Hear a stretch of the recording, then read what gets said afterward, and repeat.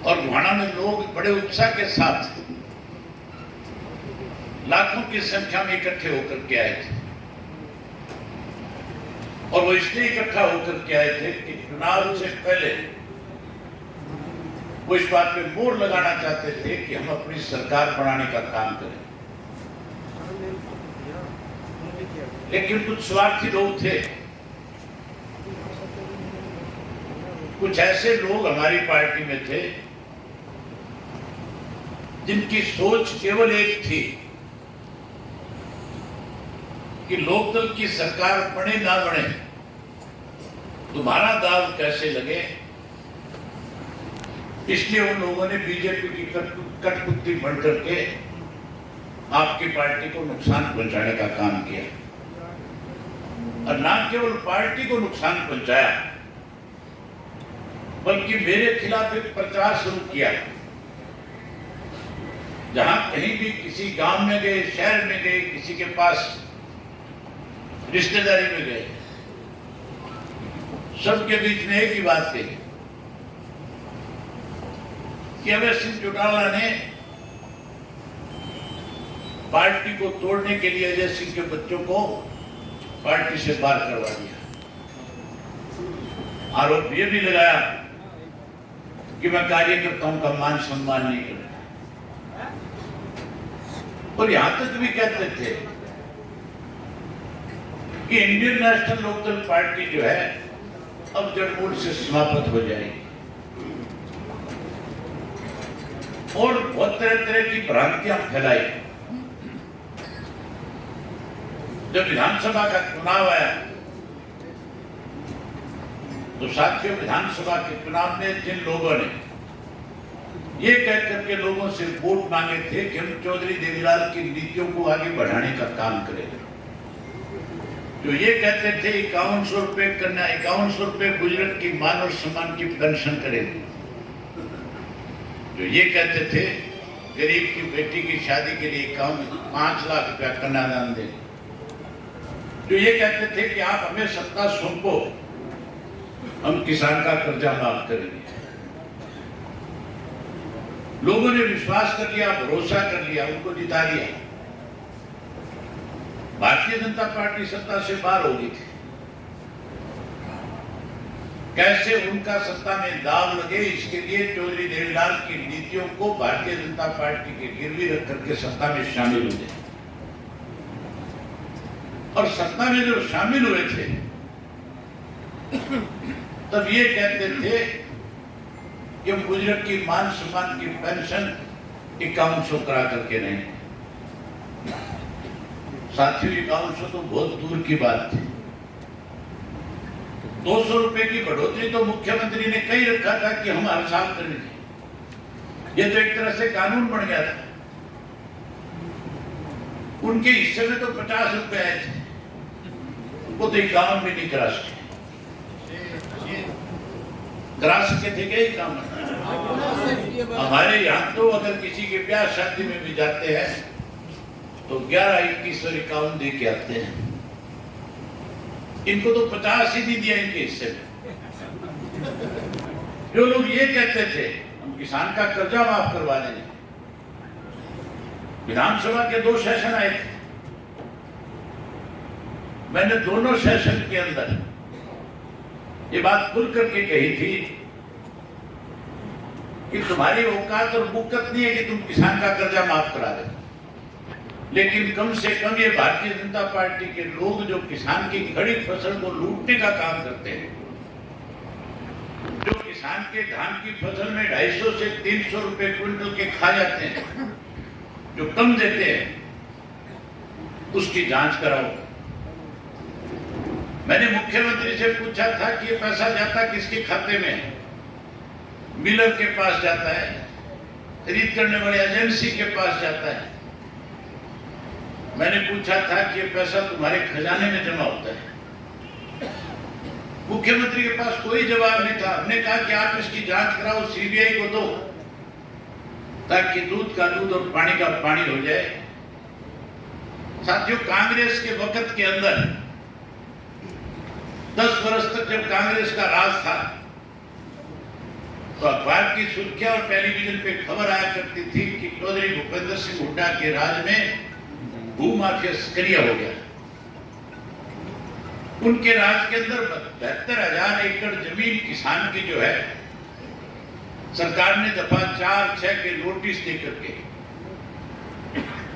अपने चहते लोगों को कहा कि जाओ, हमने फला फला किसान की जमीन के लिए 4 और 6 के नोटिस दे दिए, आप उसको 10 रुपए ज्यादा देकर के उसकी जमीन को सस्ते में खरीदो, हम नोटिस वापिस ले लेंगे। तो भूमाफिया सक्रिय था उस वक्त में। 72,000 एकड़ किसान की जमीन लूटने का काम हुआ था। लोगों ने भूपेंद्र सिंह हुड्डा की सरकार को सत्ता से बाहर कर दिया और सत्ता से बाहर करके जब भारतीय जनता पार्टी को सत्ता सौंपी तो भारतीय जनता पार्टी के राज में नए नए माफिया पैदा हो गए। आजकल तो इस किस्म के माफिया हैं जो हमारी नई पीढ़ी को भी बर्बाद करने का काम कर रहे हैं। नशे का एक ऐसा गिरोह हमारे प्रदेश के अंदर पनप चुका है जिसने हमारी युवा पीढ़ी को, नई पीढ़ी को, छोटे छोटे बच्चे जो स्कूल और कॉलेज जाने वाले हैं, उनको चिट्टे के नशे का आदी बनाने का काम किया है। पिछले दिनों लॉकडाउन लगा, कोरोना की महामारी शुरू हुई। जब ये बीमारी हमारे देश में आई थी, उससे पहले पूरे विश्व के अंदर इस बीमारी ने हाहाकार मचा रखा था। इटली में, स्पेन में, इंग्लैंड में, अमेरिका में हजारों हजारों लोग इस बीमारी की चपेट में आए हुए थे। उन्होंने तो इसलिए लॉकडाउन लगाया था अपने मुल्क में कि हम इस बीमारी पे काबू पाएंगे, हम इस बीमारी से कैसे लोगों को बचाया जा सके उसके लिए प्रयास करेंगे। लेकिन हमारे देश में तो जिस दिन पहला लॉकडाउन शुरू हुआ था केवल 500 केस थे, केवल 500 मरीज इसके पूरे देश में थे। हम तो ये मान करके चलते थे कि केंद्र की सरकार ने लॉकडाउन का जो फैसला लिया है इससे इस महामारी पे काबू पा लिया जाएगा। सरकार की तरफ से बड़े बड़े दावे किए जाते थे कि हम इस कोरोना को हराएंगे, इस देश को बचाएंगे। साथियों, जिन मुल्कों के अंदर हजारों केस रोज के आते थे, आज उन मुल्कों ने तो इस बीमारी पे काबू पा लिया और हमारे देश में आज हजारों की संख्या में रोज केस आने लगे। लॉकडाउन में काबू करने की बजाय इस बीमारी को बढ़ावा दिया। मैं ये बात इसलिए आपसे कर रहा हूं, जब ये लॉकडाउन शुरू हुआ था हमारी मुख्यमंत्री के साथ एक वीडियो कॉन्फ्रेंसिंग हुई थी और उस वीडियो कॉन्फ्रेंसिंग में मैं भी था, भूपेंद्र सिंह हुड्डा भी थे। उस वीडियो कॉन्फ्रेंसिंग में मुख्यमंत्री था, उसके मंत्री भी थे।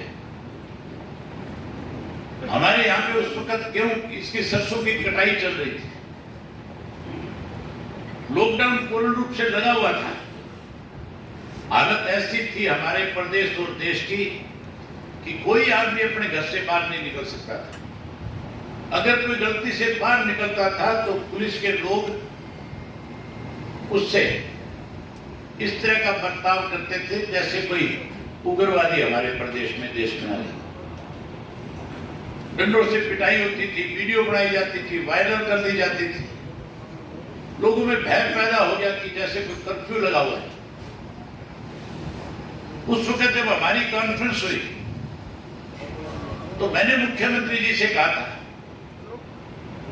मैंने कहा मुख्यमंत्री जी पूरा देश बंद है, हमारे प्रदेश की सारी सीमाएं सील है, इस बीमारी से तो क्या पता हम बचेंगे कि नहीं बचेंगे, लेकिन आपको एक काम जरूर करना चाहिए।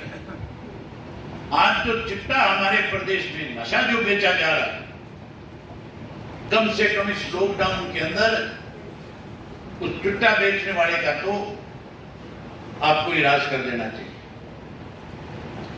बाहर से कोई अंदर आ नहीं सकता था, अंदर से कोई बाहर नहीं जा सकता था। कोई मेरे जैसा अगर कहीं बाहर निकलता था उसको भी डीसी से परमिट लेना पड़ता था, उसको बताना पड़ता था कि मैं किस काम के लिए अपने घर से दूसरी जगह जा रहा हूं। और डीसी की मर्जी होती थी परमिट दे या ना दे। बिना डीसी की इजाजत के बिना कोई व्यक्ति अपने घर से बाहर कदम नहीं रख सकता था।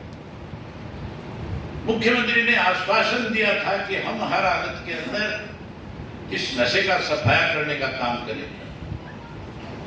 हम भी मानते थे कि अच्छा मौका है, लेकिन साथियों नशे का सफाया करने की बजाय शराब का नया माफिया और खड़ा कर दिया। गोदाम में पड़ी हुई शराब जो है,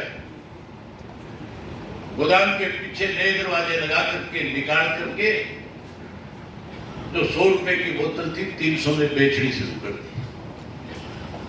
बिकी कि नहीं बिकी? 300 की 1000